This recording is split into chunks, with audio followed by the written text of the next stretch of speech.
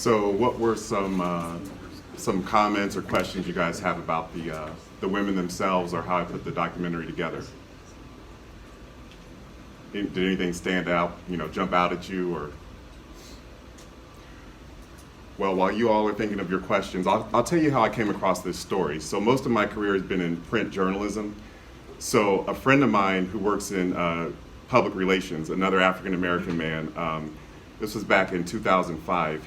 Every time I would call him for story ideas, he'd say, "There's this really interesting lady that I grew up with. She was some kind of wrestler or bodybuilder, and you should interview her sometime." So that turned out to be Ethel Johnson. So I sat down and interviewed her, and I just thought her story was fascinating. She had these stories about going all over the world. I mean, everywhere from like Montreal, Canada, to Cuba before the embargo, before Americans were banned from traveling there, to she'd wrestle in Mexico. She had a stage name in Latin America, Rita Valdez.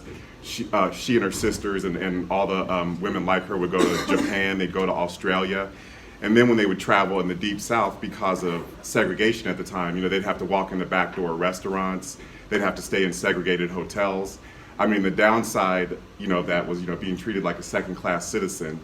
But sort of a fringe benefit, if you could call it that, was they met a lot of the famous athletes and entertainers of that time. So they were like, they'd be sitting in the lobby of like a segregated hotel playing cards with Ike and Tina Turner. And it's like, these were their peers. They didn't think of them as like, oh, this is some, legend or whatever. They just thought of, these are people who are having to stay in this segregated hotel just like I am. So I wrote the story about Ethel. It was published in the Columbus Dispatch in March of 2006.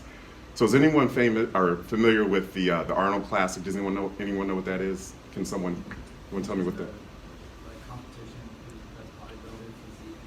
Yeah, it's a fitness expo that Arnold Schwarzenegger holds in Columbus every March. So it's like, it started out as just like a bodybuilding competition, but now they have wrestling, they have all different kinds of sports. So when the article came out, and it was published in March intentionally because of Women's History Month, Arnold Schwarzenegger's people called me at the newspaper, and they were like, these women, Ethel Johnson, we never knew women like her existed. We want to give her a Lifetime Achievement Award. So by this time, Ethel was a retired grandmother. She really didn't like the limelight. And she said, well, tell them I said thanks, but no thanks.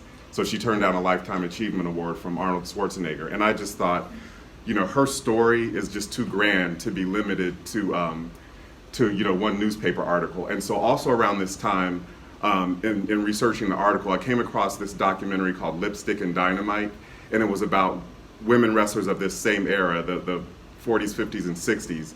But it was just like a passing mention of the black women. It was like, oh yeah, one of the women wrestled Babs Wingo, a black woman, and that was like the only mention of the black women. And I thought, if any women deserved their own movie, it was these women, because they were real trailblazers at a time when not only women couldn't get a mortgage or a credit card without their husband's signature at this time.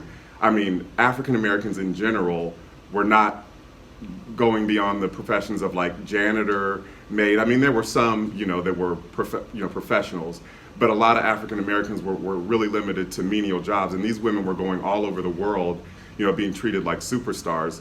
So I asked Ethel, I said, would you mind being interviewed on camera? And she said yes. And so, interestingly enough, when the Dispatch article came out, Ramona Isbell, her daughter Joan, called me and was like, you misspelled my mother's name, just so you know. And I was like, oh, well, I'm glad you contacted me because I'm starting to work on this documentary, and do you think your mom would be interested? And she was like, well, I'll ask her. So Ramona was very gracious in granting interviews as well.